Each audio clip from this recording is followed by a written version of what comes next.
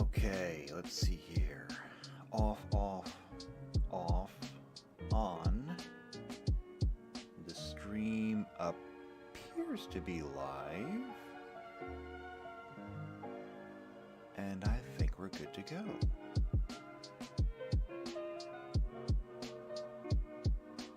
I think anyway.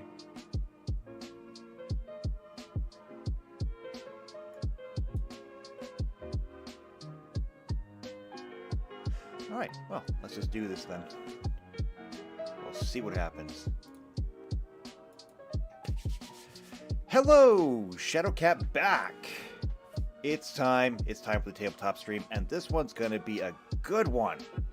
Because this is gonna be like all the disappointment and time and everything else that we spent on the rules, converting all of those keyword abilities into stuff that we could use. It's going to be kind of like that, except it's not going to be like that, because this is going to be a lot faster. It's going to be so much better. All we have to do today is just go through the list of creatures and just start assigning them different boosts to see what they're going to be like for their stats, either plus or minus. Some of this will be able to use like actual stats from Pathfinder. Some of it, most of it, we're going to have to make up ourselves, but it shouldn't be that hard. A lot of it's going to be intuitive. It's going to be good. So, without further ado, why don't we go ahead and get into it. Before we do that, though, let's take a look at the chat. I can see that JP is in here. Hello, JP. Good to see you. I can see that Blizzard Star is in here. Hello, Blizz. Good to see you, too. It's always good to have both of you back in here. And what most people don't know is that both JP and Blizzard Star are players in the Star Trek game, which is still going on behind the scenes right now. Eventually I'll get that out, sooner, later.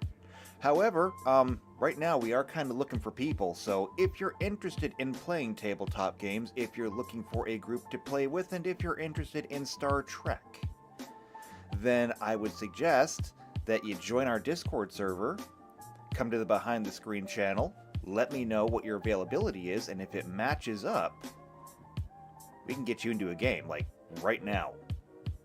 So, do that if you're interested, do that if you can, and otherwise, we're going to get into this module.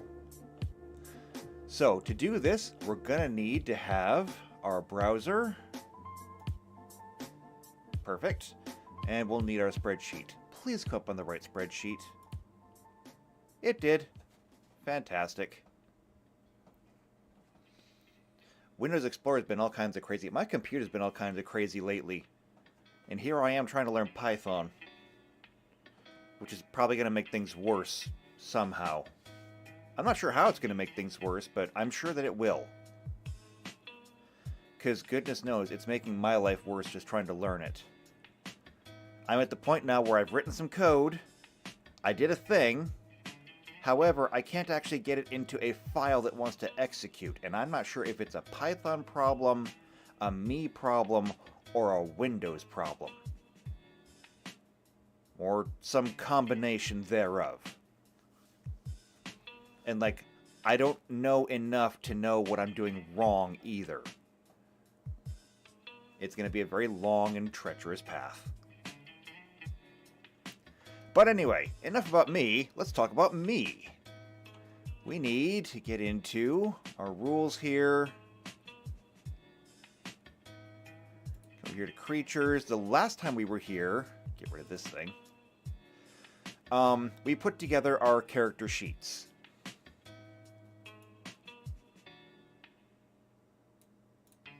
And it could be better formatted.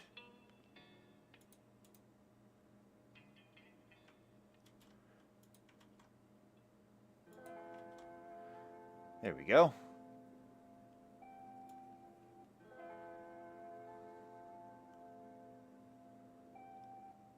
I'm just going to go ahead and color these black because it makes things pop out a little bit more. And once I copy these,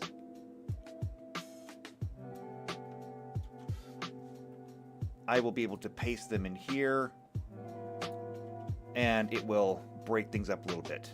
There we go, much better. Okay, so the last time we did this, we put together our character sheets with everything that we need.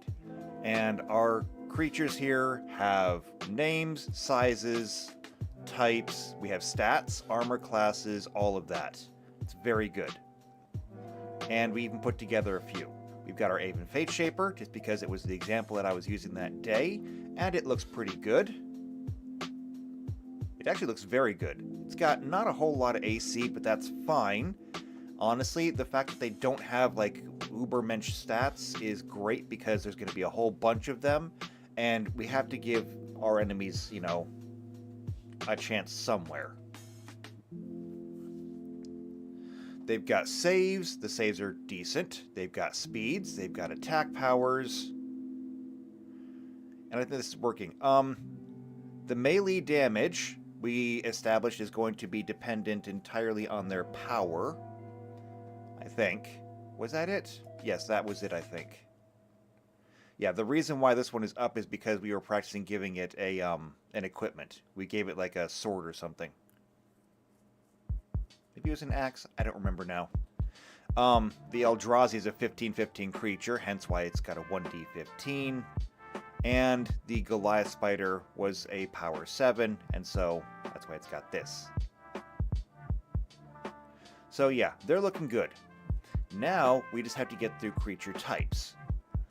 Because, again, we come down here to the stats. Strength, dexterity, constitution, all that. All of this is set by the creature's power and toughness. The rest of it has to be set by whatever we assign it at the time. And how we're going to do this, we're going to start over here, I think.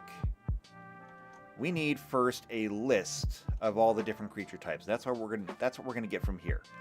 Because on the wiki they actually do list them. Now, race, class, model. So it was concurrent with Mirrodin that, yes, we know this stuff. Here's the rules. Creatures and kindreds, these subtypes, or only one creature type is 2 words long. That's the Time Lord. And we're not using that one anyway, so it doesn't matter. All other creature types are 1 word long, which is going to make this very easy. And here they are. However, there's a list of creature types right here. And I think that we'll be able to use these. So these are the Eternals. They're always usable, I think. Yeah, I'm pretty sure these are all usable all the time. It's down here in the non-Eternals that we're going to find some of the weird ones, as I understand it. Right? Is this where I'm going to find things like the 40k stuff? Maybe not. No, it's up here in the Eternals. Okay, I don't know. We're going to work on this as we go then. So, to start off with, I'm going to see if I can copy this list in here. And then we'll try and format it to something we can work with.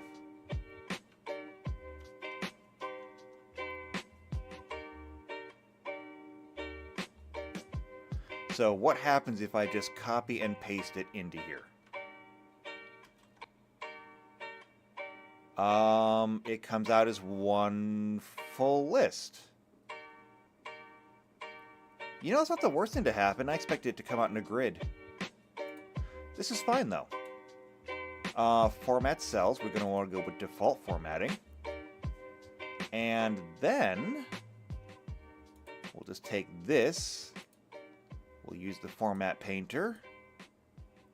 And that turns it into something that's actually readable. Okay. And some of these we'll just have to work on. Like right here is Astartes. That one's automatically out. This is just not happening. We don't have Astartes because we're not using the Warhammer 40k module. Alright, so let's kind of work on how we're going to do this, because all we need to do is pick one or two things for them to be, for them to increase. So, for example, and this may be a little rough starting off, but we have the Advisor. And if we click on Advisor, it's a creature class that appeared in Portal 3 Kingdoms. I don't think that we have to actually click on a lot of these. But it says here that advisors are tacticians, courtiers, ministers, teachers, and others well known for their wisdom. Well, there we go. Bureaucrats, once a separate class, also join the ranks of advisors. They serve roles in government, etc. They span all 5 colors, though the majority are white. And the subtype name often gives the impression that advisors are more of a supporting role and never directly in command. Alright, so, very simple. All we have to do is look at the advisor here and say advisors are going to get a +2 in wisdom. Okay? And this is going to be the bulk of what we're going to be doing here. It's just going to be identify what it is, what it does, and give it a bonus. Now, with the advisor, just a +2 in wisdom might seem a little bit low. However, when we combine it with other things, because, for example, they give us some notable advisors here. Can I preview some of these? Maybe not. I'm just going to click on this guy. Tomic Vrona. And does it show me his card? There's a gallery, in-game references.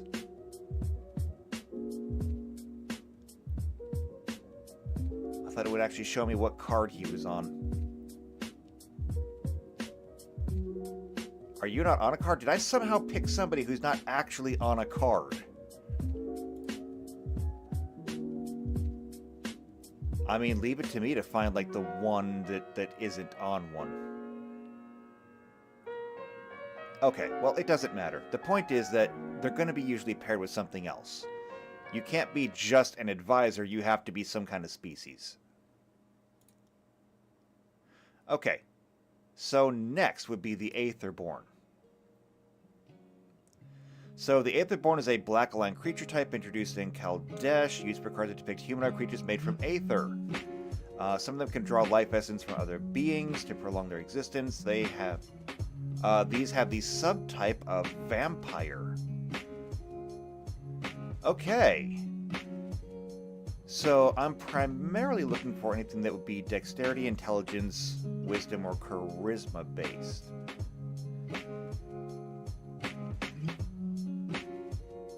So for these guys, if they're part vampire, then I don't need to do anything with their intelligence. Their dexterity is probably pretty normal.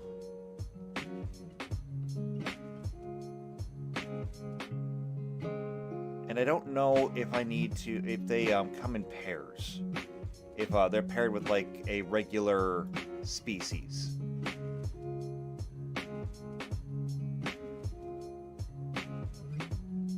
Oh wait, what is this? So Addie Thandre, designer and participant in the Inventors Fair? Huh.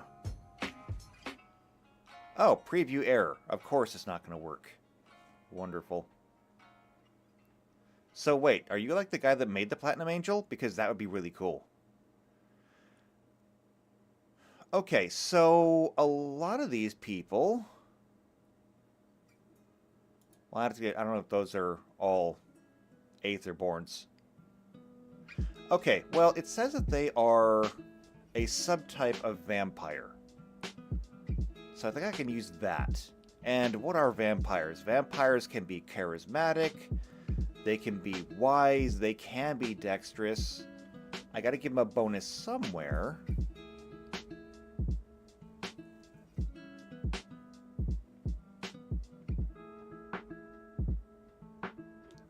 I know. I'm gonna look at something. I'm gonna come back over here to this advanced search. So we've got subtypes here.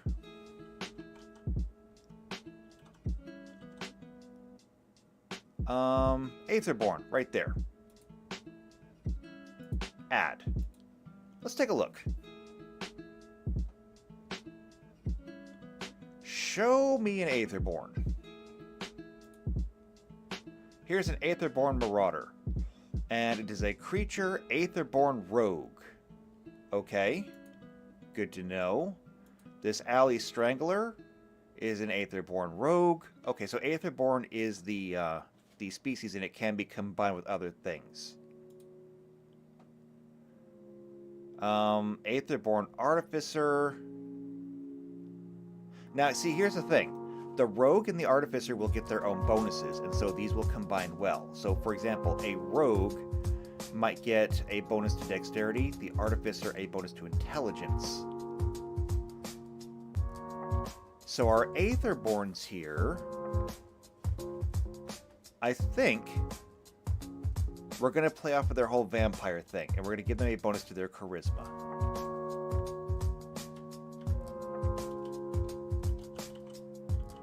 Because every vampire is supposed to be charismatic. And that should be good enough for us there. Next, Alien. Oh, it's like a little gray guy. Okay. So it is a catch-all creature type that depicts a being from another world. Representative of the setting they are based in, it became eternally legal type as of Unfinity. Okay, I immediately have a problem with that because I am not allowing uncards in the game. Period. I'm just not doing it. And let's see. Visitor from planet Q. It's from Unfinity.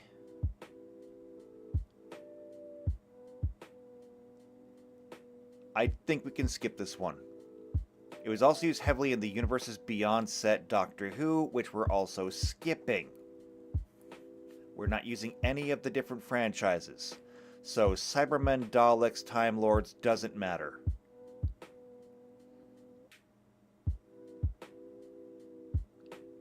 Yeah, I think we can skip this one entirely.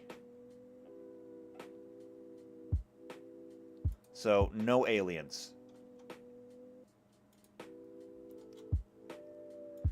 Okay, which means that we can move on to Ally. Ally is a creature class introduced in Zendikar. They are people or creatures that have joined together as an association for mutual benefit or to achieve some common purpose. They are meant to reflect Zendikar's state as an adventurer's party plane. Allies were reused in Worldwake and the Battle for Zendikar block. So when allies come into play, it triggers its own ability and the ability of other allies in play.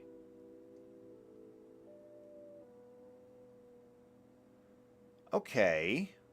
Alright. I kinda get it. I am going to come back here and look up some of these cards, though.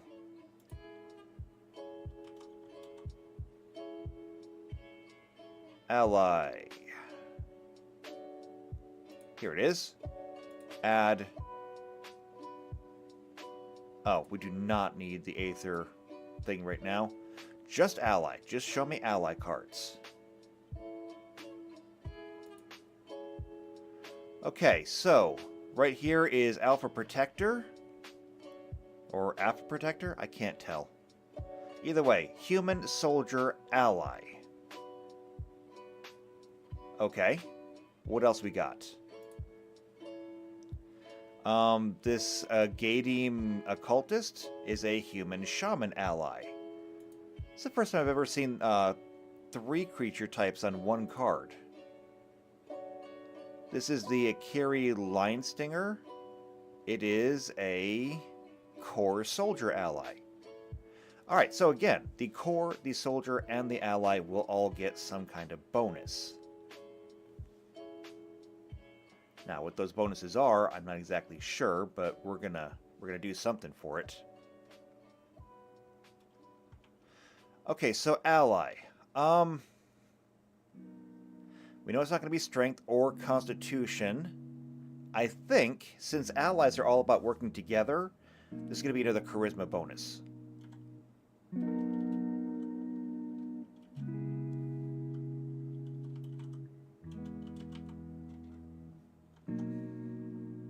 And there we go.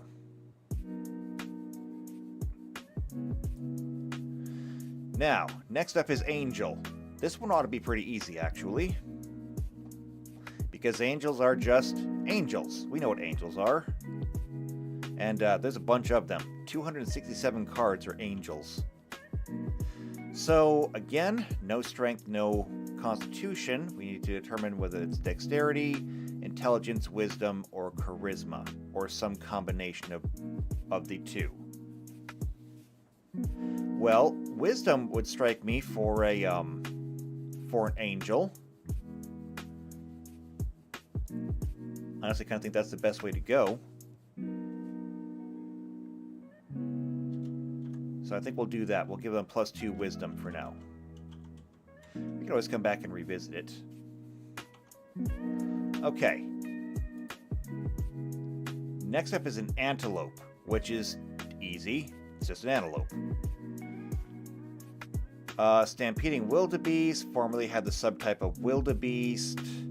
Wildebeest and Sarah. Okay, so any wildebeest got renamed to antelopes, I guess. The pronghorn is known as an antelope in the United States, but isn't actually a real species of antelope at all. Similarly, the okapi is not an antelope, but is a giraffid. Didn't even know giraffid was a word. But okay, it's just an antelope. So, here's the first animal that we're doing, and what we have to do for animals. So, animals, as a whole, do not have high intelligence. Everything that we've done so far, the advisor, aetherborn, ally, angel, these are all humanoids. And so their intelligence doesn't need to change. For animals, though, they are going to take an intelligence penalty, whatever that may be. For most animals, part of the definition of an animal is that they have an intelligence score of about 2 or 3. Now, since we're starting here with straight 10s across the board for our character sheets, the antelope is going to get a -8 for intelligence. And that's going to set it down to a proper animal intelligence level. However, since I don't think any animal can really have a class, I'm going to give it a +2 dexterity and a +2 wisdom. Charisma doesn't really matter for an animal. Animals are cute, but they're not exactly charismatic. And so if you pick an antelope for your party, this is going to be it. Its strength and constitution will be set by power toughness. It will get a +2 to its dexterity, so it'll get an automatic 12. -8 to intelligence, it'll go down to a 2. +2 wisdom, it goes up to a 12. And then the charisma won't change. And that should keep it in line with pretty much every single other animal in Pathfinder. And I mean, I should be able to show that, actually. If we come down here to the bestiary, there should be an antelope. A-E-A-N, angels, animal lords, animated objects.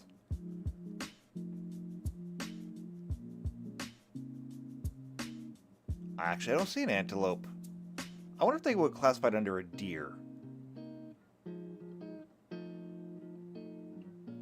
Yeah, it goes straight from Anku to Arane.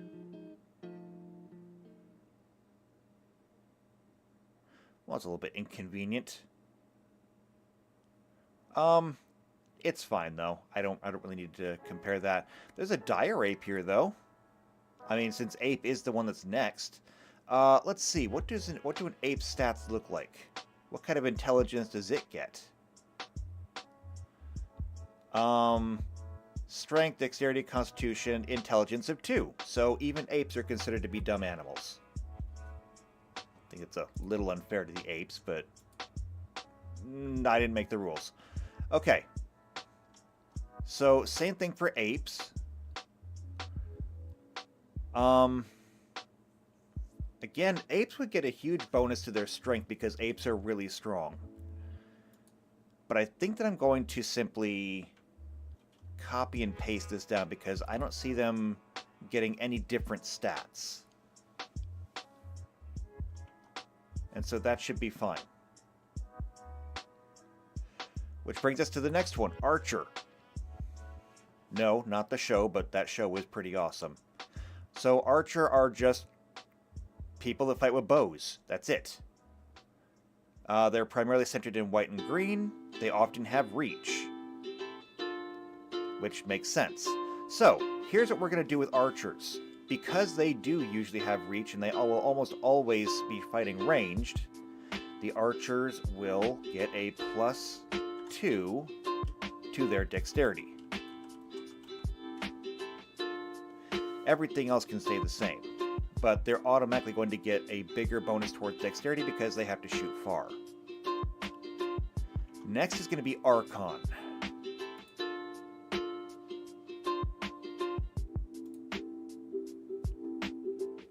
So it says here, Archon, creature type describing mystical celestial beings that are heavily aligned with the principles of white, have obscured faces, and always appear on a flying steed.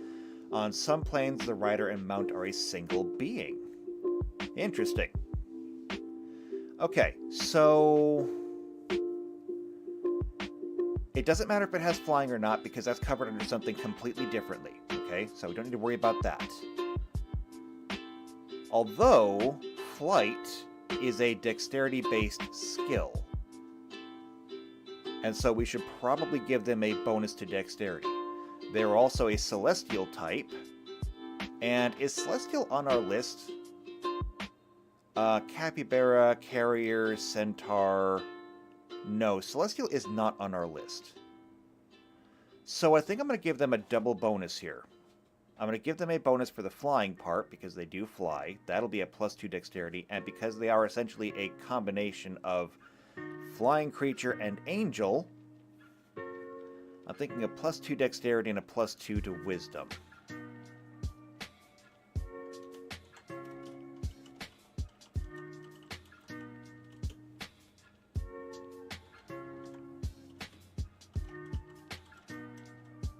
And that should be fine there. Next is going to be an armadillo. There's nothing that we need to do for an armadillo. It's just an armadillo. It's cute. That's about it. And that's going to take us down to army. This one's going to be interesting. So army is a black token-only creature class in the War of the Spark, tied intrinsically with the amass keyword action. Did we do amass? I don't recall us doing amass. Let's take a look. Spells. Search.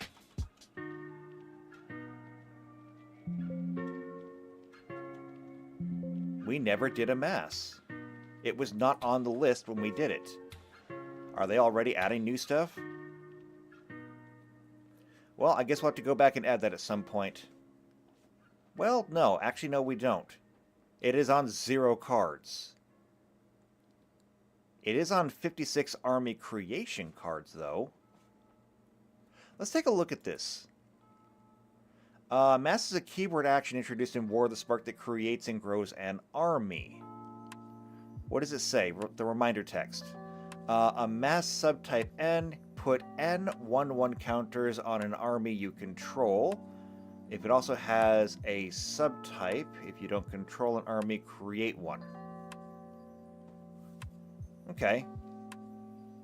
So essentially, it's just a single token to represent a whole bunch of 1/1 tokens. The higher, or every 1/1 token in the army is just one more point on the creature. Okay, that's fine. Because of this, do I really need to do this one? We haven't really determined what we're going to do with tokens yet.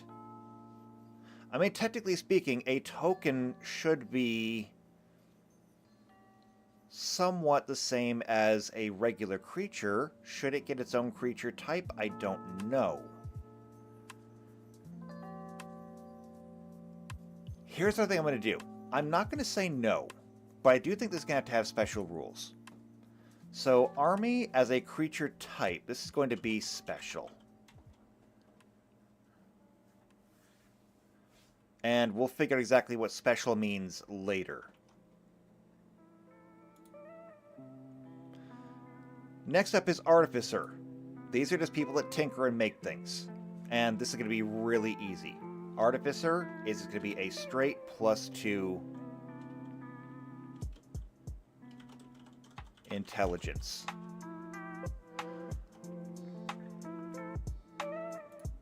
Okay. Assassin. I mean, assassin is pretty obvious. We know what an assassin is. They specialize in killing people. So what are we going to do for these guys? Assassins usually do high damage, but that's covered under strength. They tend to be very dexterous, and they tend to be very intelligent. In fact, assassins are rogues. If you want to become an assassin, it's a prestige class, and you have to be a rogue first.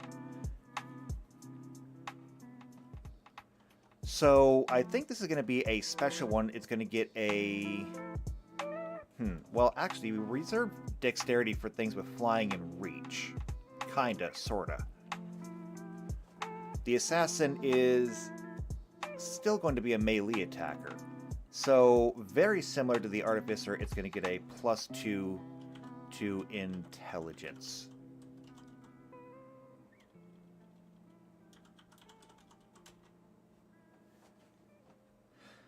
Okay, and JP says, special, in air quotes. Yeah, well, I mean, I'm not judging them, okay? They could be a very special army, too.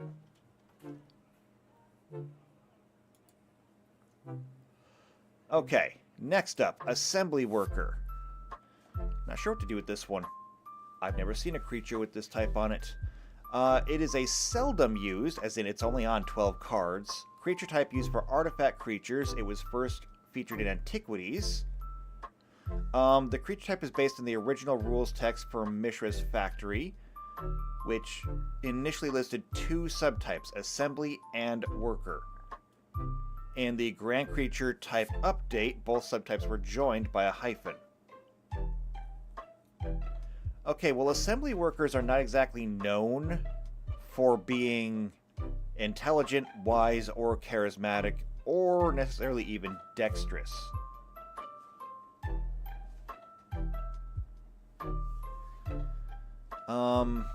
So then what do we give them?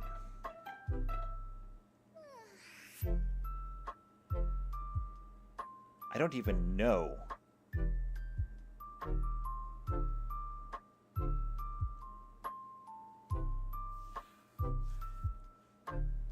Alright, well, let's... They don't really get any kind of bonus, honestly.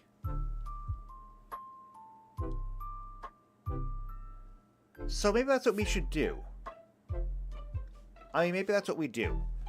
We won't give them a bonus. Specifically, we won't give them an ability bonus to work with.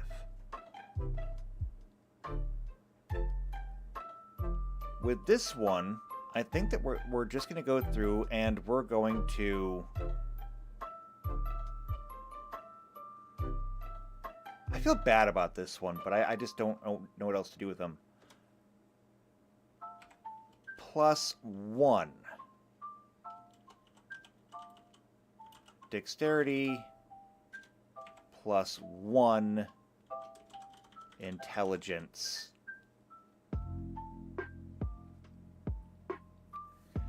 Those together give it a +2 bonus, but because it's split between the dexterity and the intelligence, it doesn't actually give a bonus to anything, which kinda makes sense. JP says give them helmets. I would, but we didn't get the funding. Alright, next up is Astartes. It's gone. We're not doing Astartes.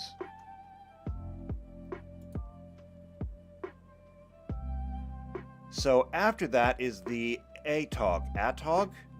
These weird things.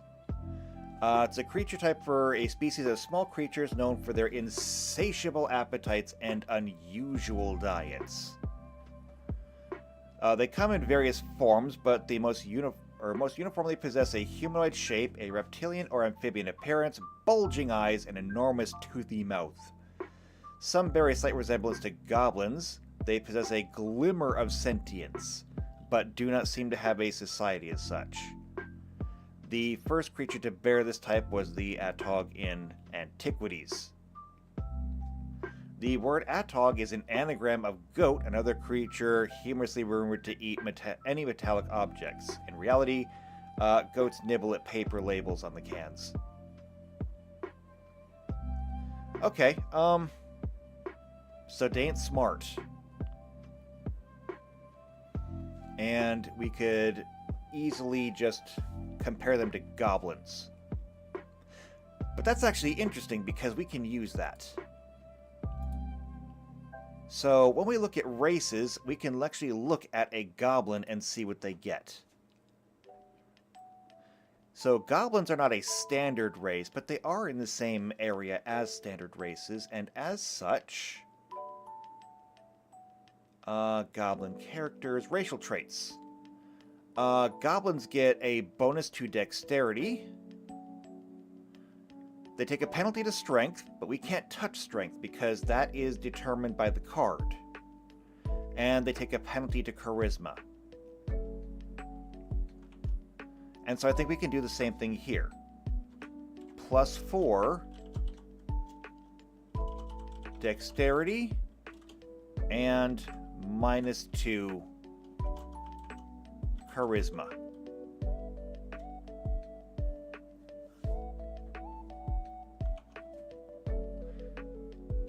And I think that'll do us for that. And we can just reuse the same thing for goblins later on. As a matter of fact, I'm going to copy this and let's scroll. Goblin? Goblin. I know that one's in there. And hey, look, a goat. We'll get to that later. Okay, aurochs. I think those are birds. They are not. They're like the exact opposite of birds.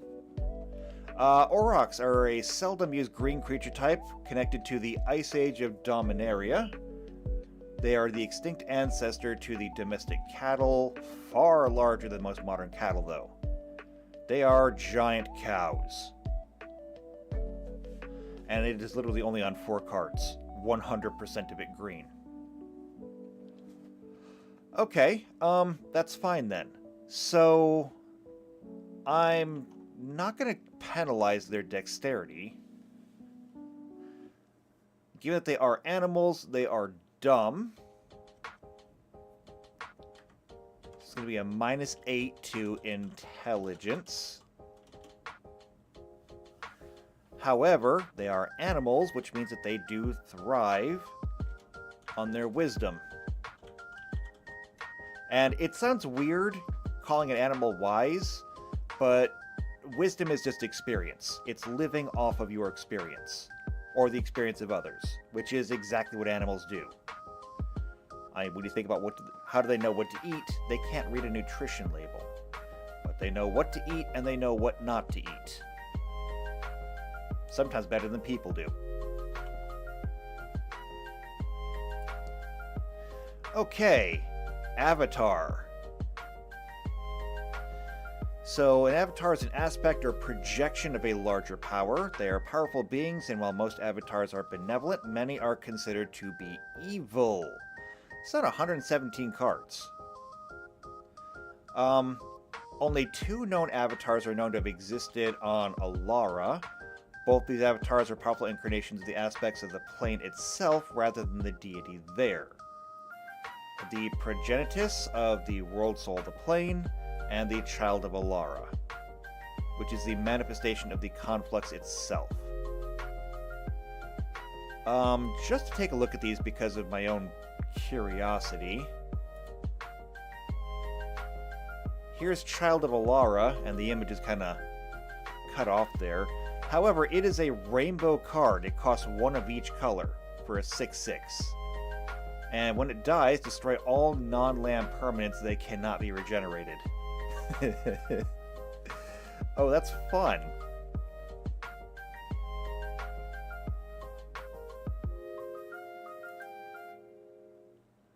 Okay. What about some of these other avatars, though? I want to come over here and see what they look like. Subtype, Avatar.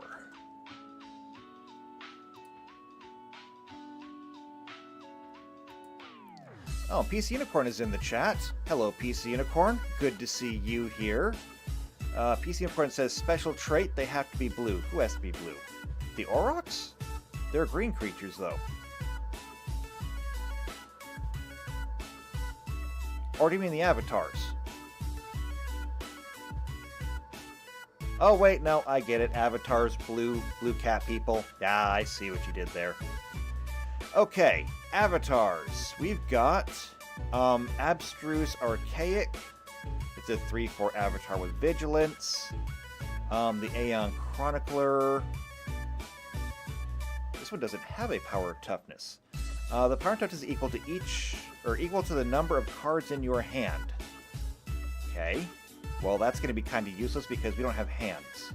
See, these are going to be some of the special rules that we have to go through on a case-by-case basis. When you make your character and you pick what spells you want, I technically cannot stop you from picking a card like this, but I don't know how else we're going to handle it. I suppose we could argue that your hand, air quotes your hand, would be whatever spells per day you have. That would be both your hand and your library, technically. And so, if you took an Aeon Chronicler, then, first off, it costs 5 to play, so you can't even play it until you're level 5. At level 5, how many spells per day would that be? Level 5, you'd have 15 spells per day.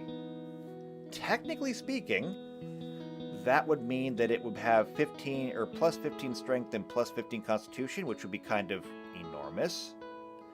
However, it would also go down every single time you cast another spell. So you can summon one of them, and that would bring it down to a 14 strength and 14 constitution, and you'd have exactly 1. And if it dies, or if you decide to summon a whole bunch more, eventually you would just get down to a 10/10 creature.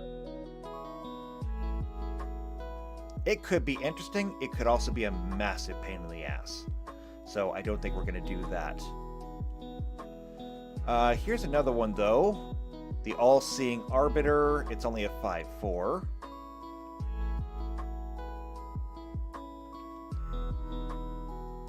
The thing is, though, let's see. Like, there's not a lot of rainbow cards here. I kind of thought there'd be more of them.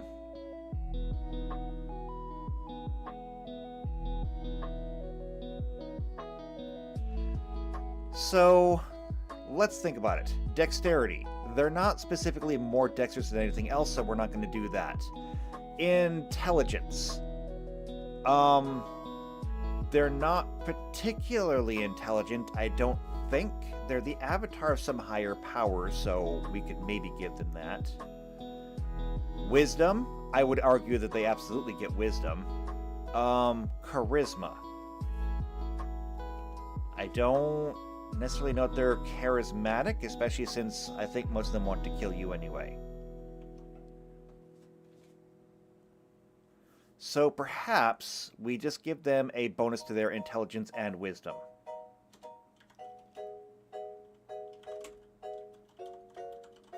So a +2 to intelligence and a +2 to wisdom.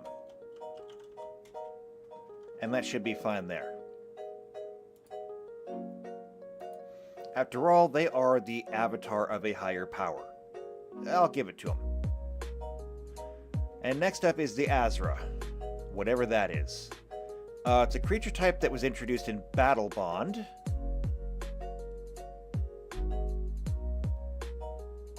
Let's see, they're native on Kylem. They have a distant demonic ancestry. They have the appearance of a horned human with purple, blue, or dark skin.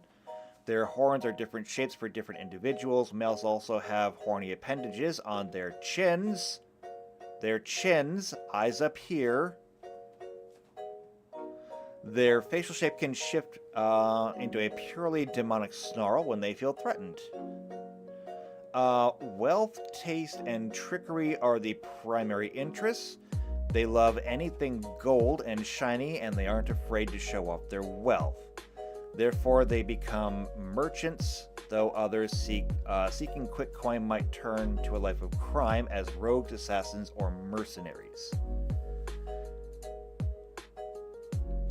Okay, so this strikes me as one of those that's going to have some kind of secondary type. And so I think what I'm going to do is I'm just going to give them a straight up +2 intelligence.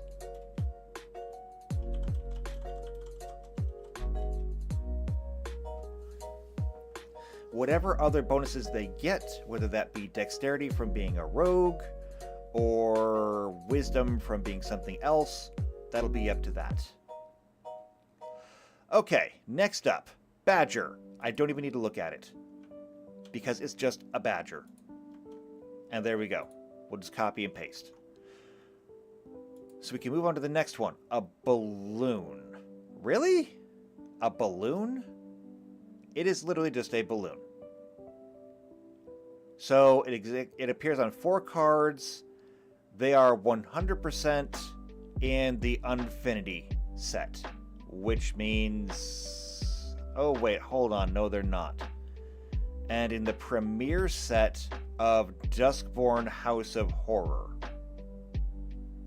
Crap. That means I actually have to think about this.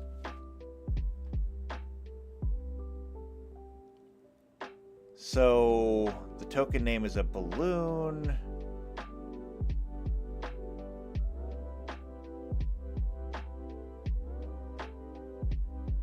Maybe it's this one. Balloon stand. Where's the addition? What is this a part of? This is part of Unfinity. I don't need to worry about this.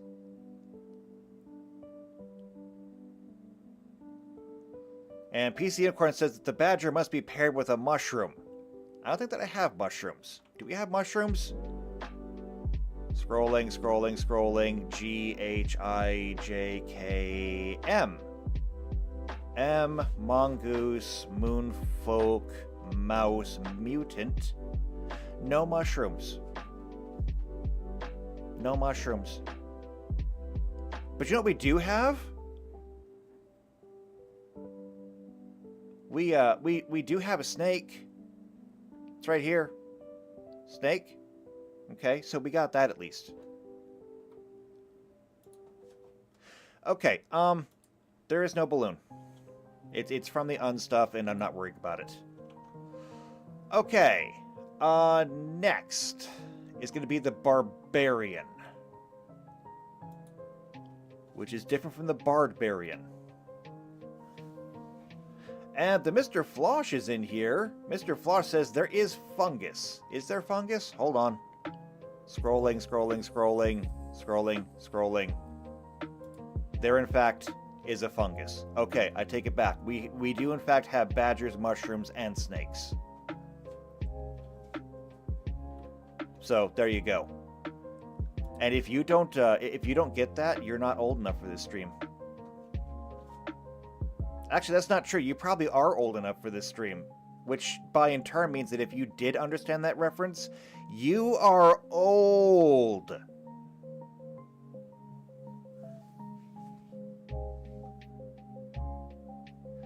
Also, the Mr. Flosh says, I think the Duskmorn card involving balloons would be the Jolly Balloon Men. Was that on there? I don't recall seeing it. But even then, if he's just giving out balloons, then I still don't need it. Oh yeah, it says currently only tokens have the balloon subtype. So I don't really need to worry about these anyway. Which means that it probably could be the Jolly Balloon Man, but he just provides tokens. So we still don't need to worry about it. Okay, going back to the Barbarian then. The thing about Barbarians is that we actually already have them as a class. And the Barbarians thing is, of course, their rage. Because half of their powers are dependent upon their rage. And how long they can keep it up and going for. The thing about that, though, is that it is primarily dependent on their constitution. Right there. Since constitution is already set by the card itself, I cannot give them a bonus to that. So what's next? Ironically enough, the next best thing for a barbarian is their dexterity and their will. Barbarians don't need to have a lot of intelligence, and they absolutely refuse to have any charisma. But they have to be fleet of foot, and they have to be wise enough to not charge directly into danger. So for a barbarian, if we're going to give them something here, I'm going to give them... Oof. I want to give them both. But if I do that, I have to increase some others. So we'll do that, actually. I'm going to give them a +2 dexterity. And +2 will, okay? However, that means we have to revisit. Up here, the assassin. The assassin's going to get a +2 dexterity then. It's going to give it a better armor class. It's going to keep the +2 intelligence. The artificer. Artificers are smart. I'm going to kick it to a +4 intelligence. And similarly, up here, the archer, I'm going to kick up to a +4 dexterity.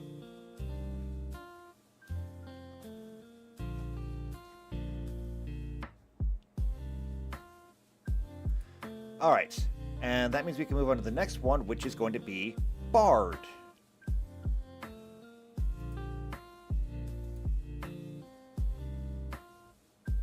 And bards are almost entirely charisma focused, one of the very few that is. So for a bard, I mean, bards do need other things. Bards need to have intelligence like a wizard, they need to have dexterity like a rogue, they need to have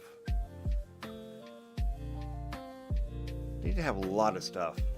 Because we have to remember that the Bard was the original prestige class. If you don't know, or if you've never played before, way, way, way back in Dungeons & Dragons 1st edition, you didn't have a whole lot when it came to choices. I mean, you had your basic fantasy races. You had elves, dwarves, orcs, halflings, humans, you know, that stuff. And when it came to your classes, you had the fighter, the wizard, the priest, the rogue, the ranger, stuff like that. You didn't have all the options that we have nowadays. The bard was the original prestige class. You could only take it once you had like 4 levels of fighter, because you had to be able to swashbuckle. You needed to have 4 levels of rogue, because you needed to swashbuckle on a boat. And you needed to have like 4 levels of wizard, because when swashbuckling on the boat fails, fireball. Fireball always works.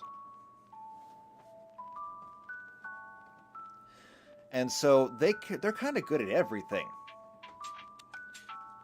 But if I had to pick something, I'm going to go ahead and say they're going to get a +2 to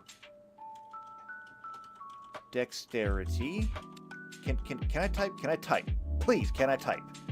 Dexterity and a +2 to charisma. Because they gotta have charisma. Okay. So that one's actually pretty easy. Next up is the basilisk. And the basilisk is hideous. I thought it was a big snake thing. Describes giant, many-legged reptiles that can turn their enemies to stone with a gaze. See, that's what I get for watching Harry Potter. I just assumed giant snake thing. I did not assume existential cosmic horror. Okay, so they're mainly green. It makes sense. They are essentially just animals, though. And so we can grab our bog standard animal thing. And I believe that I even have basilisk in here. B, here we go. Oh, wait, here's all of our animals. I bet if I looked in here at the animals, do I have an antelope? I know, it'd be going backwards, but badgers, bears. No, they don't actually list it. Wait, no, herd animals. Antelope, it's right there. We found it. Told you it was in there. Let's see. Basilisks. We have a bunch of them. And here we go. So here is just your typical basilisk. Let's see. It is a squat reptilian monster that has 8 legs, bony spurs jutting out from its back, and its eyes glow with a pale green fire.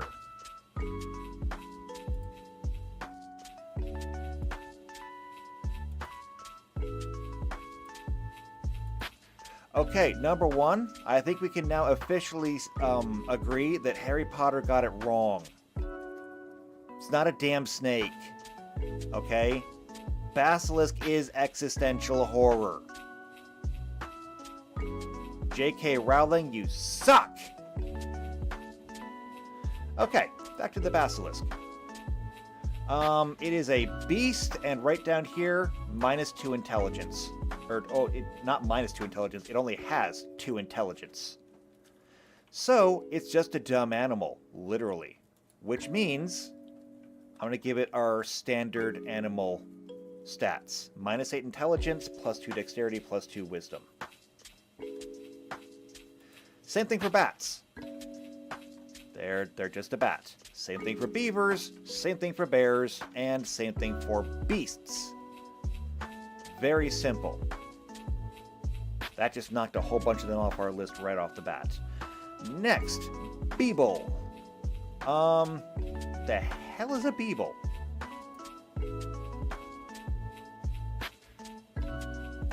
Let's find out. Beeble is a creature type describing a magical construct similar to a homunculus, which is used by the researchers of the Tolarian Academy as a convenient, easily summoned demonstration subject. Fun.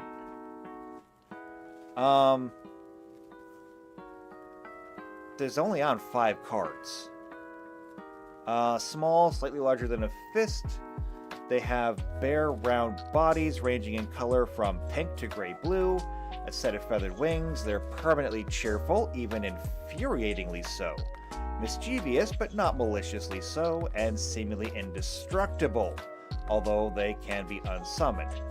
Because of their irritating and bewildering nature, students love to use them in practical jokes, and Teferi once tied a pair to his feet to bounce tremendous distances.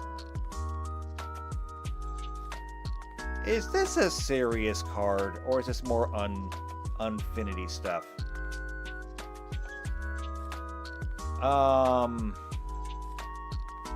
Okay, here's what we're gonna do. We're gonna come back here, and I'm gonna look him up.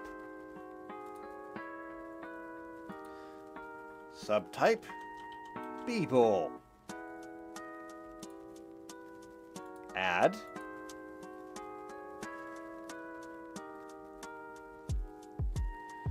Yep, there's all 5 of them. Okay. So, bamboozling Beebles. They have protection from robots, apparently. What is it from? It's from Unfinity. How about the next one? Also unstable. The bouncing Beebles are from Urza's Legacy. Huh. Okay, I didn't see that coming. The bouncing Beebles is unblockable if defending player controls an artifact. Okay. Then I guess we need to do it? This one is also from Urza's Destiny. That's a legitimate addition. And Bursting Beebles, that's from Unhinged, so we can ignore that one. But that's still 2 of them that are completely legitimate. And so, yeah, I guess we gotta do it. Alright, well, it says that they are infuriatingly adorable. But that's really about the only quality they have going for them. They're adorable and they're cheerful, and that's about it. So, really simple. They're going to get a +2 charisma. Okay. Next one. This one's actually kinda hard. The reason this one is kinda hard is because of what it is and where it comes from. So here's the thing. This is from Dungeons & Dragons. This technically makes it one of the franchise cards. Secondly, technically speaking, since I'm doing this for Pathfinder, and this is very, very specifically a Pathfinder module, not a Dungeons & Dragons module. It could be, with some minor modifications, it could be a Dungeons & Dragons module, but some things wouldn't translate. Pathfinder was in large part an expansion on Dungeons & Dragons. However, Beholders are one of those things that is explicitly owned, exclusively, by Wizards of the Coast.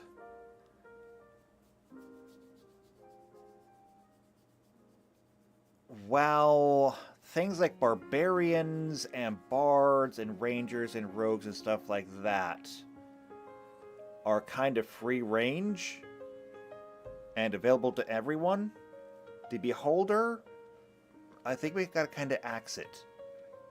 There's not really a Beholder type creature in Pathfinder. There's something similar. I think they call it the Eye Tyrant. Let me come down here to Ease. F, here we go. Eye Killer, Evil Eye, Eye of the Deep. Maybe not. The Eye Killer? No, it's a cross between a bat and a snake. I think Pathfinder has something similar, but I don't remember the exact name of it.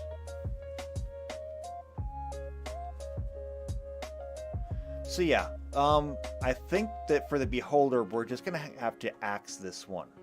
It's not a standard creature across the multiverses. It's just going to be one specific to that universe, and we're not drawing from that universe. So we can ignore that one. So we can move on. Next is the Berserker. So this one's going to be kind of hard. So there are 128 Berserkers out there. It's pretty common, actually. The thing about Berserkers is their entire shtick is strength and constitution, which is already... It's already handled on the card. We would have to give them some kind of other bonus. And actually, I think I can give it to them. Since their entire thing is charging in there to deal a whole bunch of damage, we can give them a bonus to their dexterity. It'll help them technically kind of sort of move faster. It'll give them better armor class. A +2 to dexterity will serve them well. And PC Unicorn says, what about the Potato Head Beholder that they posted in the Discord a while back? Again, still Wizards of the Coast. Still Wizards of the Coast. Okay, so next up we have a bird. It's an animal. It gets the the standard animal stats. A blink moth. It's got a little thing next to it. Let's take a look. It's an artifact creature used for cards depicting the odd, tiny flying creatures that are the very essence of Mirrodin and one of the plane's original species. Really? I did not know that, and I love Mirrodin. It's my favorite plane. How did I not know this? Let's see. They are tiny bioluminescent insectile creatures native to Mirrodin. Beings with poetic souls consider them beautiful, and they glow at night like fireflies with an eerie blue-white light. They are the most basic and perhaps most essential part of Mirrodin's ecosystem, able to synthesize pure mana from metal and vice versa.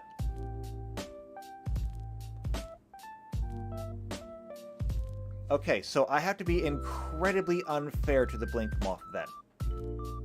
As much as I love it, it's a bug. It's just a bug. It's gonna get the standard animal template. I feel kind of bad about that because I just learned about them and I already love them, but they are just a bug. Same thing with the boar.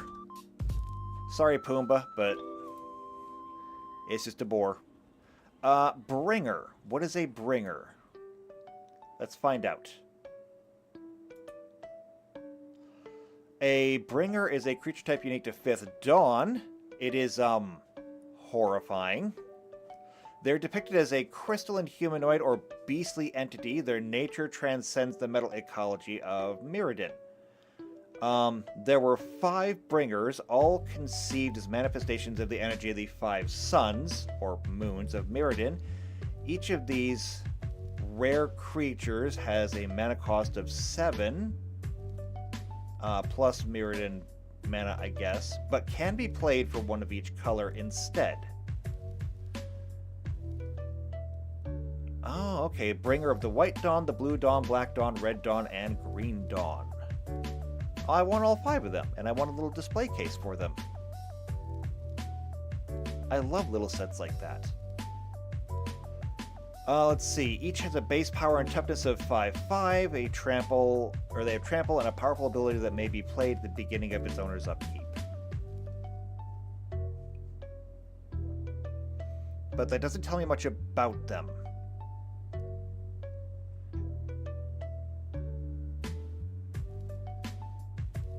So, what do I give them then? I mean, I gotta give them something, don't I? Do I have to? I mean, they do not appear particularly dexterous, but maybe that's just me. They don't appear particularly smart or wise. They're not animals as such. I don't know. I want to look at this one. Bringer of the White Dawn. Alright, you can't see the picture, but that's clearly something that's at least humanoid in shape.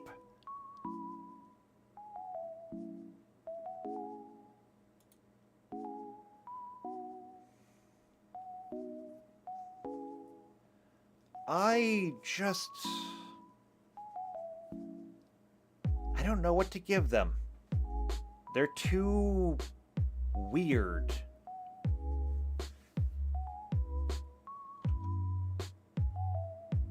I'm going to go ahead and I'm going to give them a bonus to their dexterity. The reason being is... Actually, I'm going to give them a bigger bonus to their dexterity.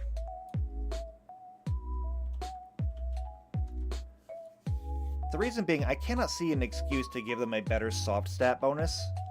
And so this will just keep them alive longer. They will essentially just be a pure physical being. JP says, yeah, too weird? Yeah, they're just a little bit too weird. I mean, what even are they? What is it? It's a bringer. How do you define a bringer? I don't know. It just is what it is. It's like trying to describe to somebody a color. How do you describe the color purple to somebody who doesn't have eyes? That's how I feel right now.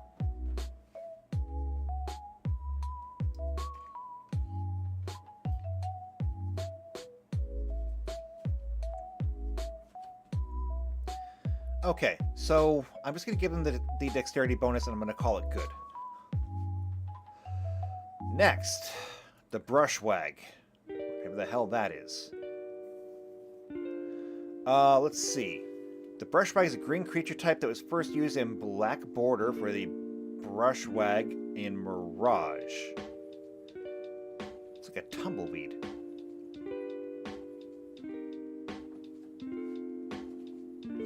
PC Unicorn says, wait till you get to the actual creature type weird. I know it's coming. I am actually familiar with the card because I have a few weirds. I actually don't think they're going to be that bad, though, because a lot of weirds tend to be like magical creatures of some kind. We'll get to it when we get to it. It's a W, so it's going to be at the end of the list. Let's see.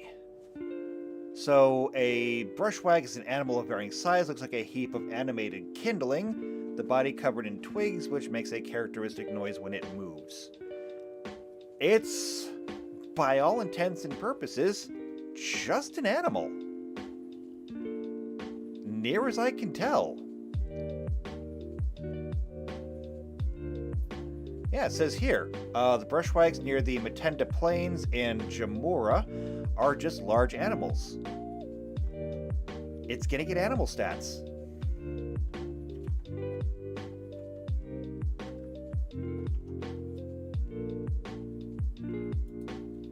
Alright, that's the end of the bees for now. The Camarid. Holy crap, what in the prehistoric hell is that? A seldom used token-specific creature type.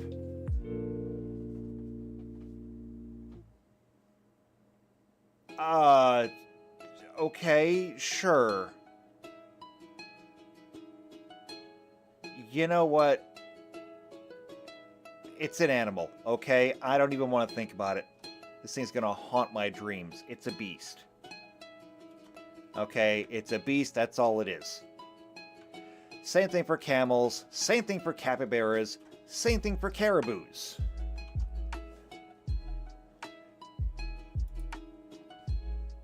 So that allows us to move on to carriers. Because that's exactly what I needed, is a stat block for the USS Enterprise. Actually, I don't think it'd be the USS Enterprise. What would it be? I guess it'd be the CV Enterprise, actually. I don't know. I have no idea what the actual Enterprise's designation is. Somebody can look that up in chat for me. Let's see, though. Carriers are creature type originally unique to Urza's legacy. It first existed as a vertical cycle of 4 black Phyrexian creatures, which spread disease. Otherwise, they could have just been horrors. Oh, it's not that kind of carrier. It's more like a disease carrier.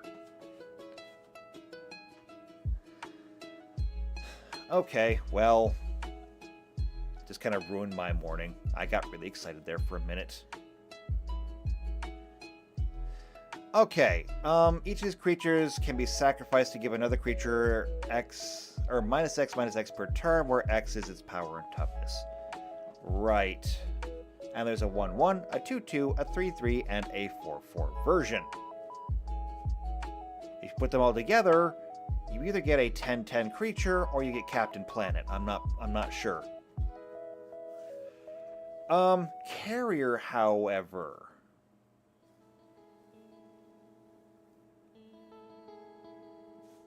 I don't know. So here's kind of the weird thing. Phyrexian. Do I have that down here? Is Phyrexian going to be a creature type, or is it just a name? Phyrexian is down here. It's right there. Here's the thing. Phyrexians, as far as I can tell, as far as I can understand, Phyrexians are just artifact creatures, I think.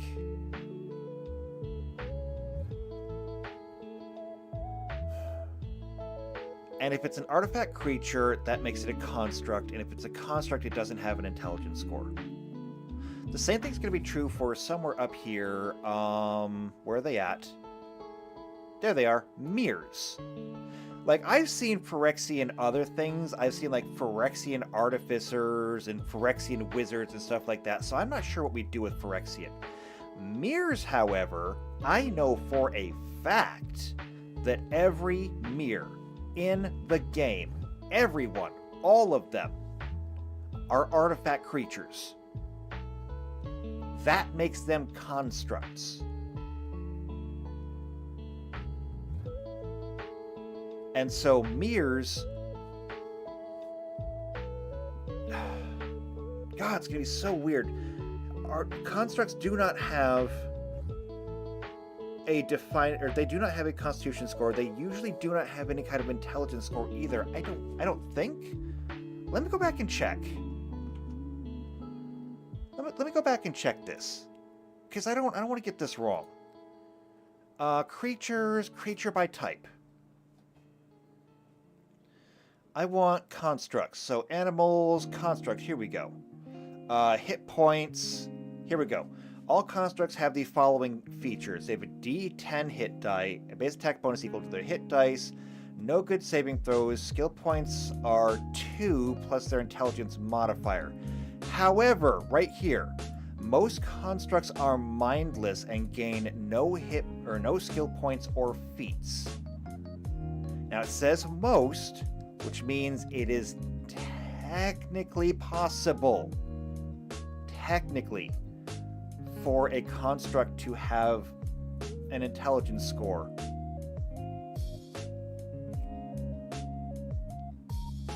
So, what is the exception then? Okay, let's figure this out. Like, if I have a wizard and my wizard makes a golem, the golem is mindless. It only does what it's told. Alright, here is constructs. And if I look, like, animated objects, I know have no intelligence score. Period. Never. Doesn't happen.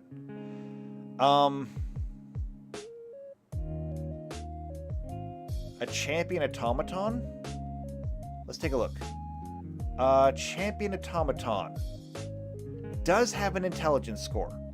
Alright, what does it say about this? The large construct has arms that end in massive pincers. The core at the center of its head glows with an unrivaled ferocity. The champion automatons are enormous constructs made from the combination of magically traded stone and metal, which allows them to withstand the powerful blows typically occurred in battle. Although the body is extremely healthy, the magical energies that power them allow them to move quickly. The most notable features are the enormous pincers. Sure. I don't really care about the weapons. I'm trying to think of or find out anything about its intelligence. It has an intelligence score of 14. But it doesn't really give us a reason why. The automaton familiar, a small construct that resembles a house cat. It also has an intelligence of 14.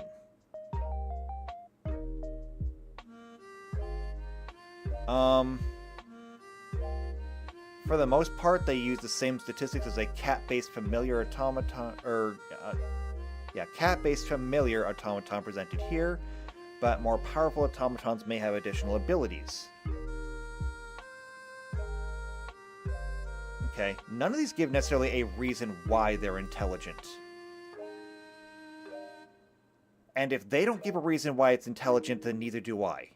So I don't have to worry about my mirrors having an intelligence score. I don't. It's okay. My mirrors can have an intelligence score. My Phyrexian Hulk can have an intelligence score.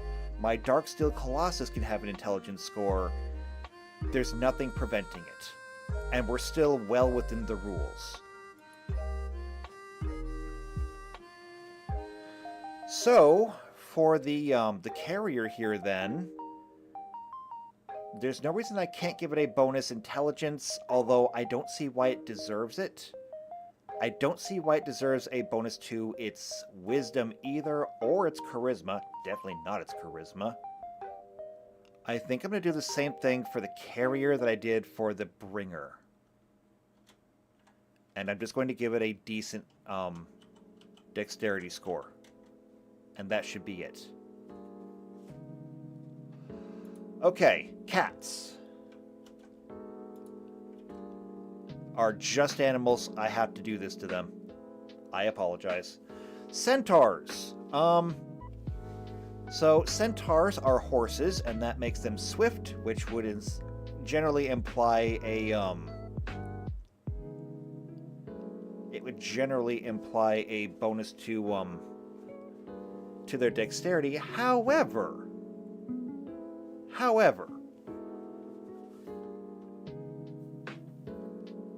I think I can do something else for this, actually.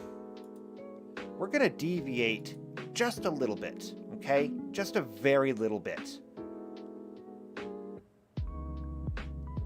Where would it be? Uncommon, I think it is. Maybe?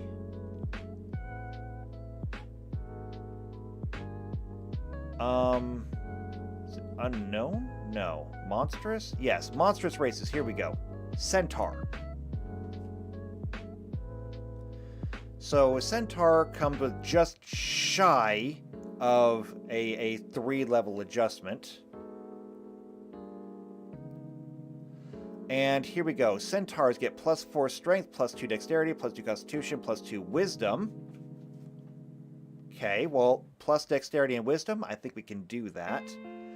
Speed, 50 feet. The starting speed for almost everything is going to be 30 feet. I can't help that. It's just the way it is.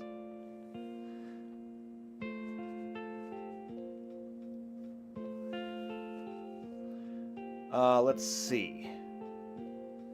Oh, and I've been neglecting my comments. Let's see. The Mr. Flosh said Phyrexians are more like the Borg by way of magic in the lore. Interesting. Yeah, the lore I'm not terribly familiar with, to, somewhat of my own shame. But at the same time, the lore for Magic the Gathering is also kind of hard to track down. There are books.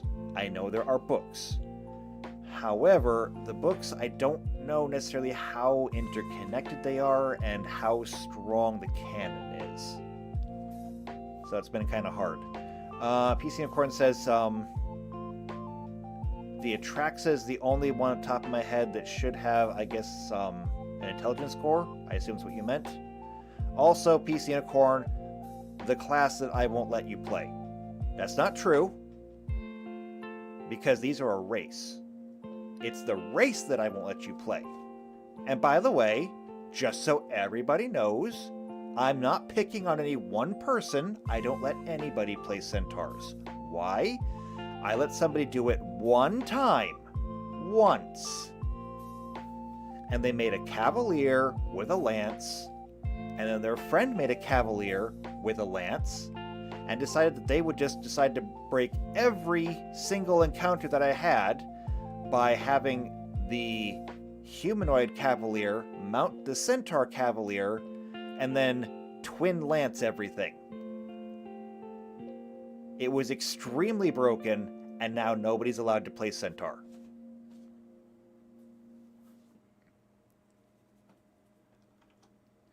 Alright, so for centaur, we're going to change the rules here a little bit. We're going to give them a speed of 50 feet.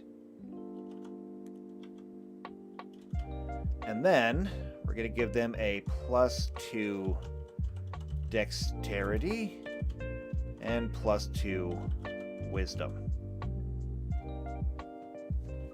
So that should match the racial bonuses. Next up is a child.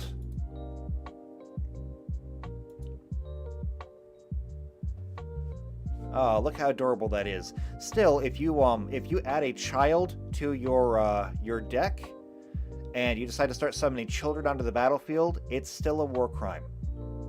Okay? It's still a war crime.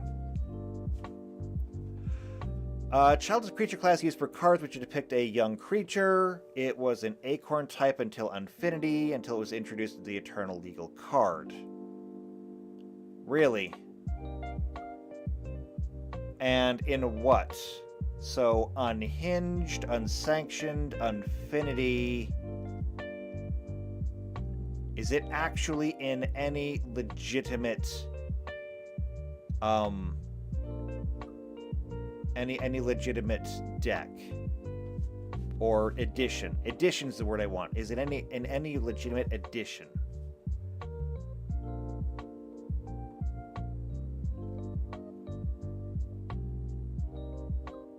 I don't think so. We'll take a look over here. Subtype. Child.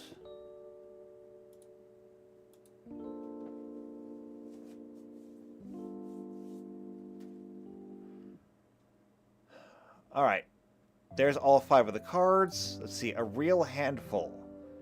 Alien Child Guest. It's from Infinity.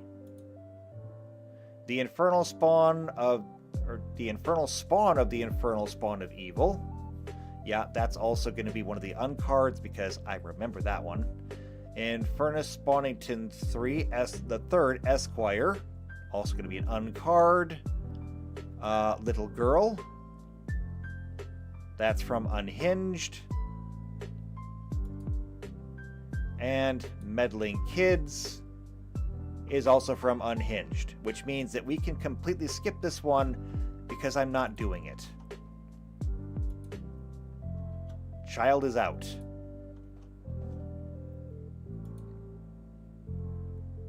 So this is half what we're doing, is we're just going to be cleansing the things that we're not going to be allowing in as well.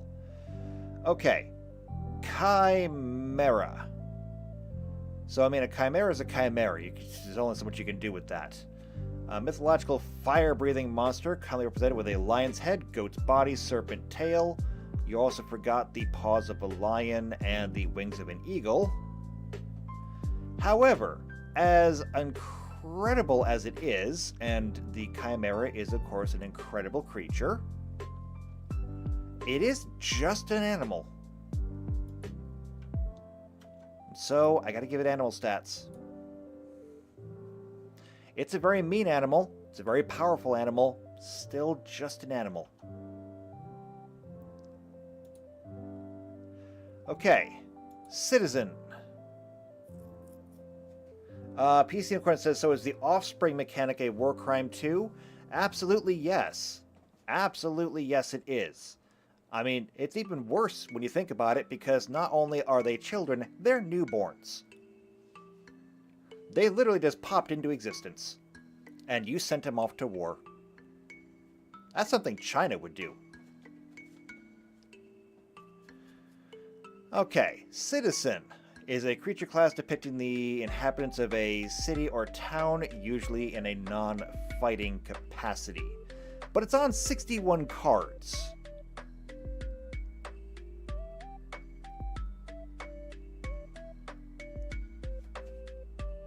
So what are we going to give them? Here's what we're going to do. Just like with the assembly worker up here, where we didn't give them a bonus, I'm going to do the same thing down here. To represent just like the citizens, I'm going to give them the same bonus, but I'm going to give them a little bit more. It's going to be +1 wisdom and +1 charisma. The reason being, they are the citizens. They're all a little bit good at something different, okay? Everyone is good at something. Now, does that mean that they're great? No, they are citizens. They're not adventurers. They're not planeswalkers. They're not anything like that. They're just citizens. So they get a minor boost to everything, but that's it. Now, for somebody who is actually good at things, we've got clerics. Clerics are good at things. And here's what I think we're going to do. With clerics, they are the primary white spellcaster, yes. The thing about clerics is that their primary thing is will. Very simply, it is a +2 will. Or no, not will. They do get a great will. +2 wisdom, excuse me.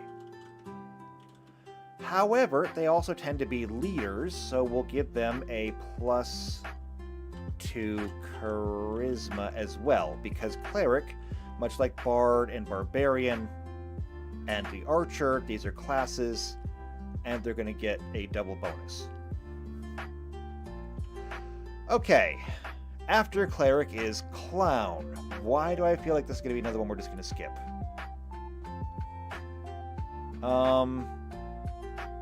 It did have a premiere with the release of Duskmourn, House of Horror.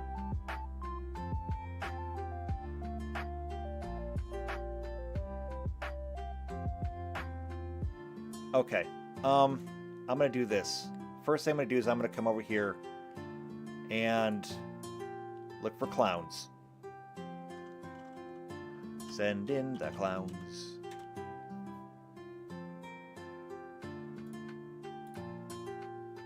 If I can find one that is not part of an unset, I'll go ahead and do it. Is there an easier way to do this? Like, if I mouse over this, will it tell me what this is? Yes, it will. Okay, Unfinity.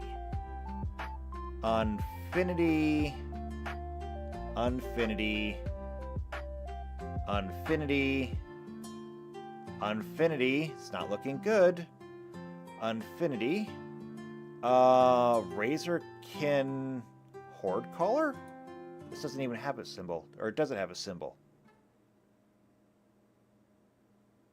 No, here we go. Duskmourn House of Horror. Okay. That seems pretty legitimate. So, it's a creature, it's a human clown berserker with haste. Whenever you attack, create a 1/1 red gremlin creature token. Great, I don't have to make gremlins too. Okay. I will submit. I have to make a clown.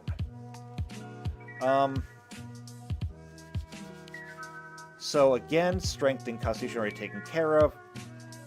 I do think that clowns, being the performers they are going to get a +2 to dexterity. And as it says over here, clowns are similar to zombies in that they can be both a race and a class. And since they are a class, I'm going to give it a second. And you know what? As weird as it is to say, +2 charisma. Because while clowns may be kind of creepy, and they absolutely are, the entire purpose of a clown is to get your attention. And they do that.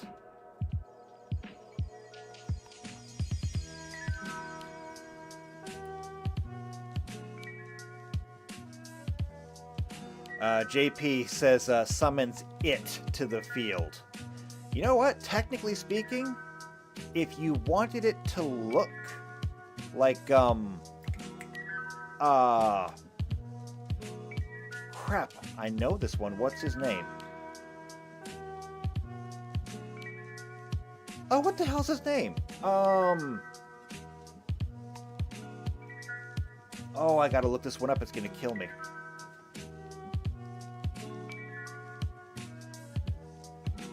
What the hell is his name?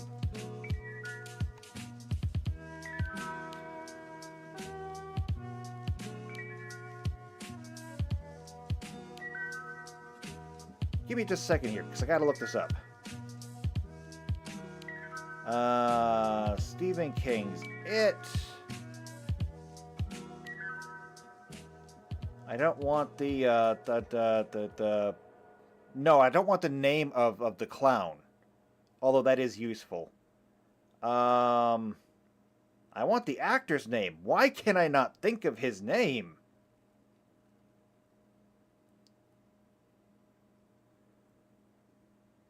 And I know this guy. He's amazing. Tim Curry. That's it. I had to go that far just to remember Tim Curry. If you want to summon a clown, and you want your clown to look like Tim Curry, that is entirely on you. Okay? I literally have no control over that.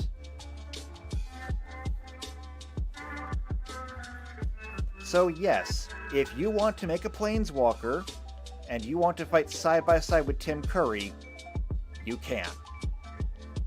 As a matter of fact, in a terrifying twist, if you want to summon multiple Tim Currys, you can, because you are a planeswalker.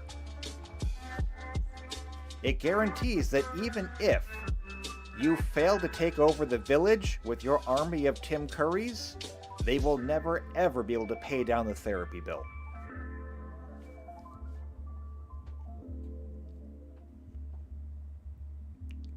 Okay, moving on though. A cockatrice. Very similar to the basilisk. It's a bird that turns people to stone. But it is just an animal. And then we have this one, a construct. So here's the thing about that. Constructs do not technically have a constitution or an intelligence score. We've been through this already. So what am I supposed to give them?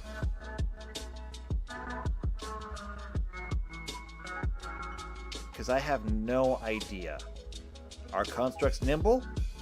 Nope. So that kind of excludes the whole dexterity thing. They're not particularly smart. They're not wise because they're not particularly smart, and they don't really have instincts because they're a construct. They're also not really charismatic either. There is no bonus that I can give to a construct. But is that a bad thing? So the weird thing about constructs is that most of them, not all, but most of them, tend to be colorless, as far as I know. Let's take a look, because there are a lot of them. 218. Yeah, it says all constructs are artifact creatures with the exception of the Slag Fiend.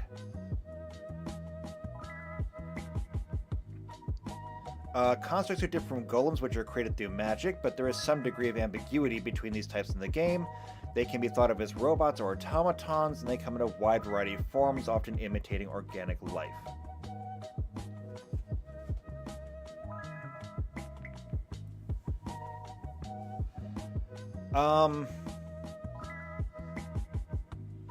Here's the thing about this. I'm gonna look up construct here.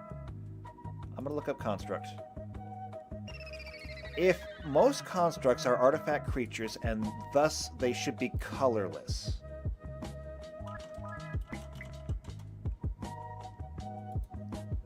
I could get away with potentially not giving them bonuses on the sheer fact that they can be done anywhere. There is no such thing as a place where you would not be able to summon a construct. And here I'm seeing colorless. Here is one that does require black. Colorless. This one actually requires blue and either white or black. So there's that.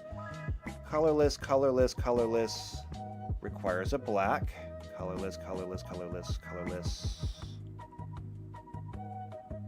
Now here's a unique one, the Bright Glass Gear Hulk. That requires 2 green and 2 white. Like I said, not all of them are going to be colorless, but the majority of them will be. So, trading out not getting bonuses for the ability to summon them anywhere. As we've already discussed,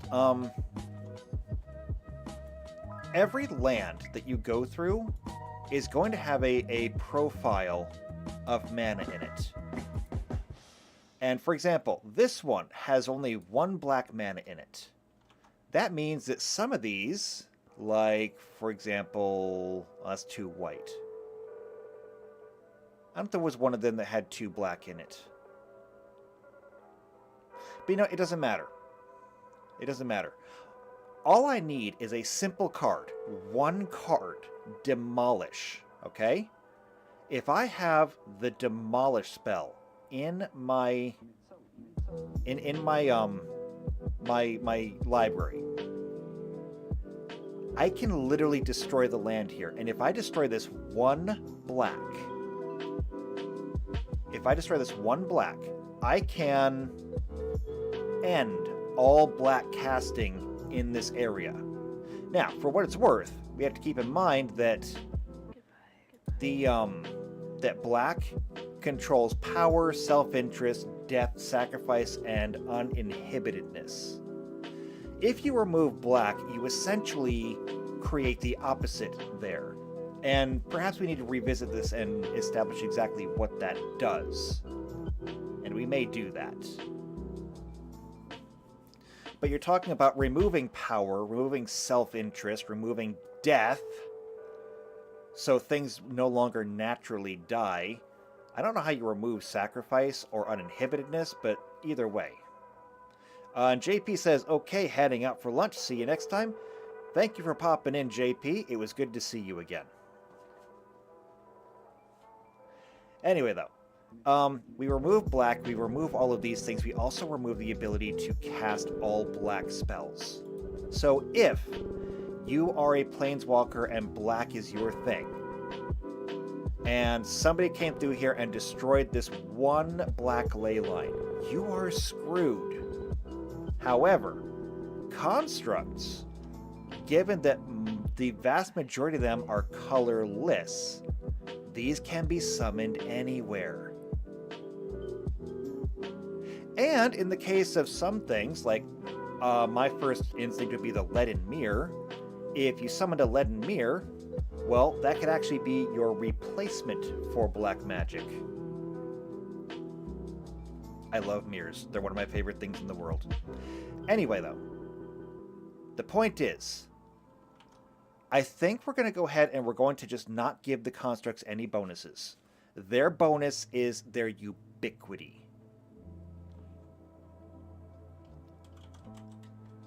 And that's all we really need there. Okay. With that out of the way, and I feel pretty good about that one, let's move on to the next. Coward.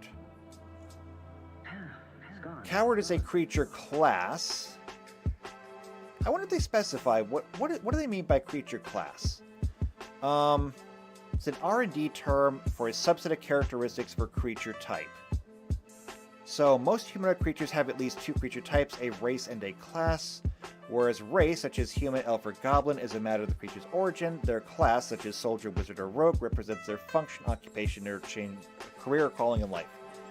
There's no distinction in the comprehensive rules for race and class. All creatures are treated equally within the game rules. The use of a race class model is to allow for more consistent, flavorful world building. Yeah. Okay, so there's not like a specific list, I don't think. Oh, actually, no, there is. Cool. And then Acorn classes, I guess. Acorn is from the Unstuff, so... At least I'm pretty sure it's from the Unstuff, so we don't need to worry about that. Actually, do they have a list of races as well?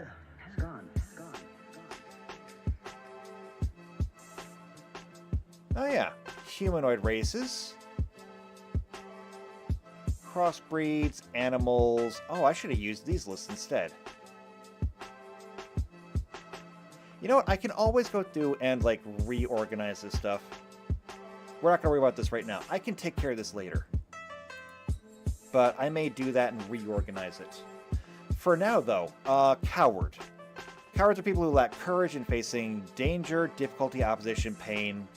They're either timid or easily intimidated. So the first creature we printed with this type was the Craven Hulk from Kaldheim. Before this, it was not using a type line. Even as tokens, changelings notably always counted as cowards. Interesting, I did not know that. Let's see, cards interacting with cowards. Problem is, what do we give them? What do we give a coward? We could give them a plus or a bonus to their dexterity for running away. I mean, I guess we can do that. How about that? How about that? We'll give them a +2 dexterity so they can run away faster. Works for me. Okay, coyotes. They're animals. Same for crabs. Same for crocodiles. Satan? Nope. Satan are the star gods. They're from 40k. They're gone. Custodes, also from 40k. They're gone. Cybermen. They're from Doctor Who. They're gone. Cyclops. Okay, Cyclops is actually legitimate.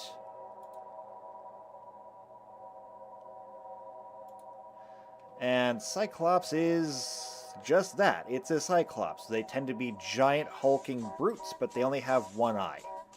So they're great at smashing things, not great at catch. So what do we give them, though? The fact is that they are actually intelligent beings. They're not geniuses, but they're not dumb. They have language, they have society. They're Cyclops. Because they tend to be enormous, I'm not going to go ahead and give them a bonus to their, I'm not going to give them a bonus to their intelligence or their charisma. I'm going to give them a bonus to wisdom, and that's going to be it.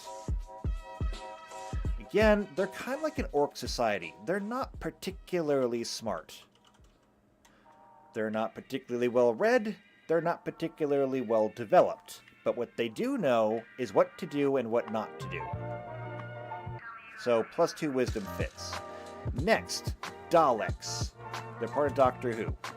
They're going to go away. Okay, which is going to take us straight to Dothy. And you know what? Look at where we are. We're right here. This is Dothy. We still need the rest of these, but if we can get down to the bottom of this list today, we'll be making great progress. I don't know, we're almost out of time, so it might be kind of hard.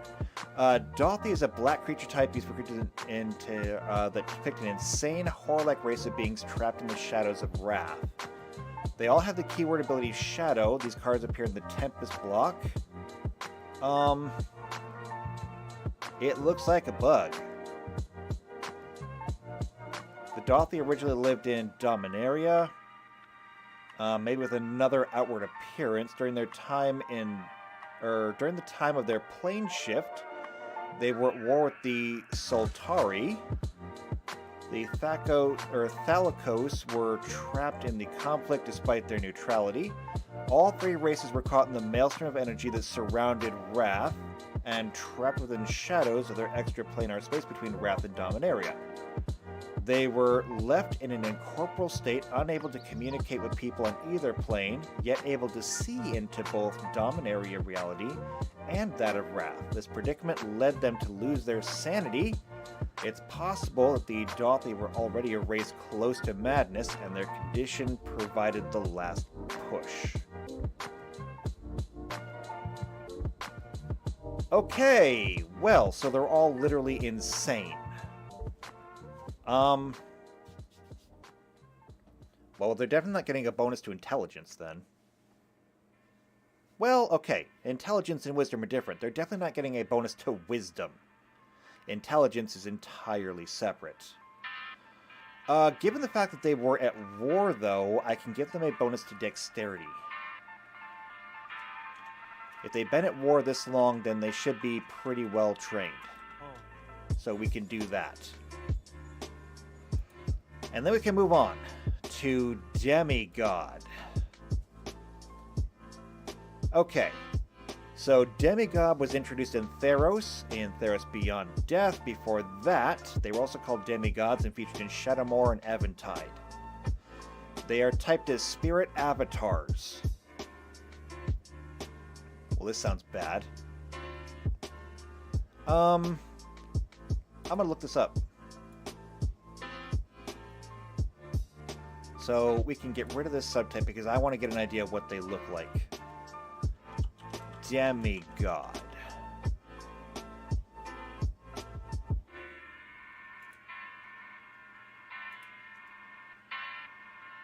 And do a search. Okay. So it says there's only 6 of them? Yep, there's only 6 of them. Let's take a look. So for a demigod, I mean, this guy only costs 3 to play. His power is equal to your devotion to red. Each red in the mana cost permanents you control counts towards your devotion to red. Okay, that's interesting. Whenever he or another non-token creature you control dies, create a 1/1 red satyr creature token. With this token, can't block.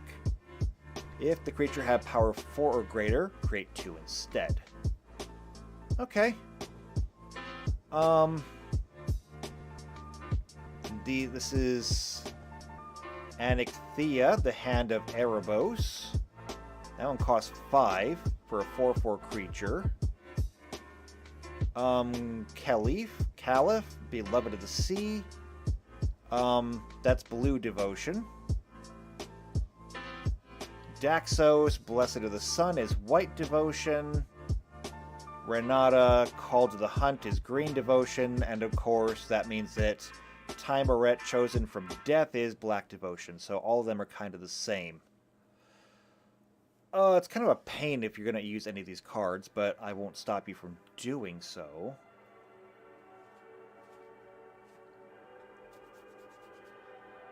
So, what are we going to give them? They are all avatars of some kind of higher power, and they all thrive off of being worshipped. So I think what we're going to do here is, since they want to be worshipped, they need followers.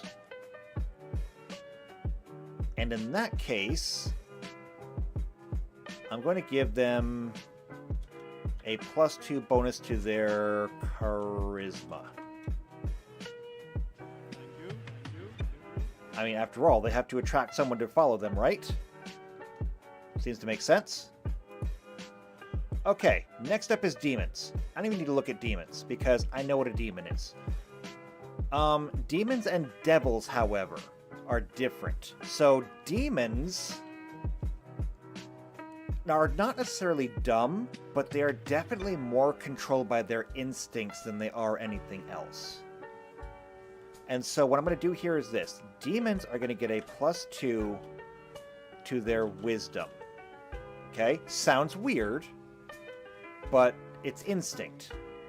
Devils down here, on the other hand, will get a +2 to their intelligence. Because that's what they tend to do. They tend to be the deal makers. And you can't see this. Hold on. There we go. So, there we've got demons and devils. Which means next up we have the deserter.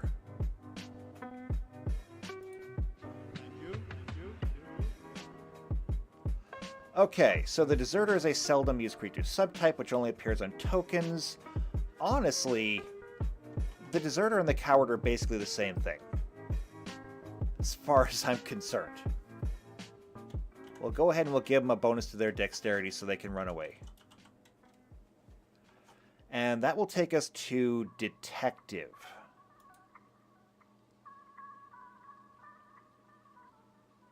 Where is it? There it is. Okay, so detective is a creature class used for cards that depict a person whose occupation is to investigate. We know what a detective is. So it was introduced in the crossover Doctor Who set. However, it was also heavily featured in the Murders at Karlov Manor. And while the Doctor Who set is a franchise set, Murders at Karlov Manor is a regular edition. And so we got to do it. And I think this should be pretty easy, because detectives are just incredibly smart and insightful.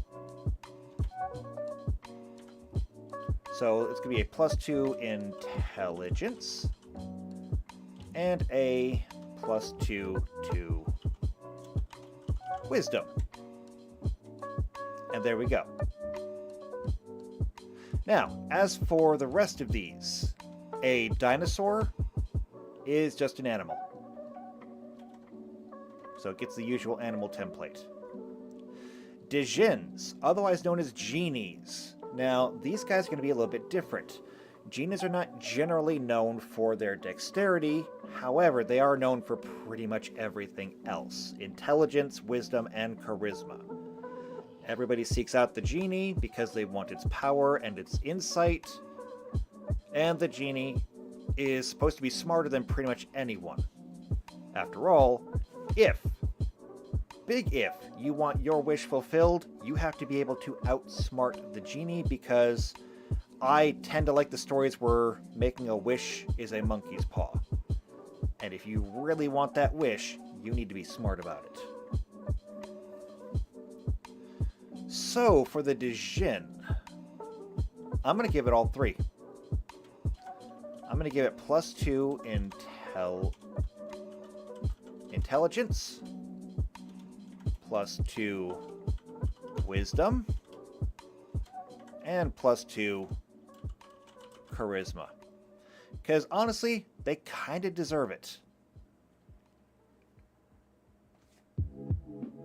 And that'll bring us to the doctor. And this will probably be the last one we do. We're not going to make it all the way to the bottom of the list, but we'll get close. So, Doctor was introduced in universes beyond Doctor Who. It is used to represent modern physicians in settings where the flavorfully appropriate, in place of clerics. It's also a title used to represent at least the most notable members of the Time Lord species. Yes, yes, but we're ignoring that, okay? We are ignoring the Doctor. That being said, though, doctors are, in fact, doctors. And so, very simply, I'm going to go ahead and I'm going to give them a +2 to intelligence and wisdom. They don't need to be charismatic because there are doctors out there with absolutely terrible bedside manner. However, you have to be smart and you have to be insightful if you're going to be a doctor.